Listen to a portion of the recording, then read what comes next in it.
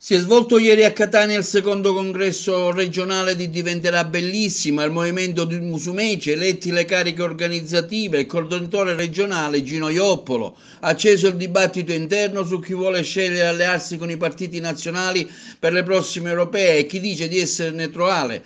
Niente accordo con la Meloni, una presa di distanza da Salvini. Musumeci conferma la sua neutralità alle europee e lancia il suo movimento in un progetto nazionale post-vuoto. C'è un grande vuoto al centro e nell'area cattolica, lì bisogna cercare il proprio consenso. Ieri c'è stato il congresso regionale, cos'è emerso sostanzialmente? Quale sarà il futuro di Diventerà Bellissima anche in vista delle prossime elezioni regionali, ma come soggetto politico che può anche aspirare a qualcosa di più? Sì, ieri si è consumato il secondo congresso regionale al termine di un percorso di circa un mese che ci ha portato siamo partiti dal tesseramento che ha raccolto grande successo in ambito regionale con quasi 10.000 tesserati, è un numero veramente importante in questo momento. Si sono consumati i congressi provinciali nelle 9 province e al termine delle quali ieri ci siamo incontrati allo Sheraton di Catania per consumare il secondo congresso regionale.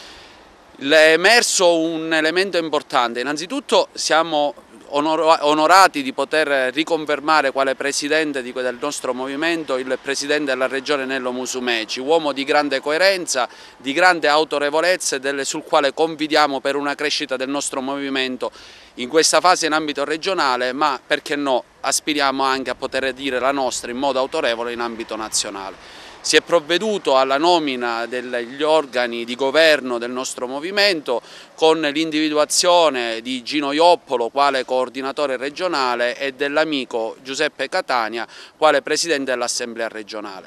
È emersa una linea comune. È stata votata quasi all'unanimità la decisione di non prendere posizione in questa fase in attesa della prossima scadenza elettorale delle elezioni europee, nella convinzione che bisogna saper attendere, bisogna saper fare una buona programmazione, non bruciarsi in questa fase, perché la volontà è di dare centralità alla Sicilia. Lo ha detto lo stesso Presidente, la Sicilia è al centro del Mediterraneo e deve ricoprire questo ruolo anche in ambito europeo, un'Europa che ad oggi non ha rappresentato in maniera dignitosa quelle che sono le autonomie locali, e noi rivendichiamo nei confronti dell'Europa un ruolo di centralità per la Sicilia, e all'interno della Sicilia rivendichiamo un ruolo di centralità per il nostro movimento.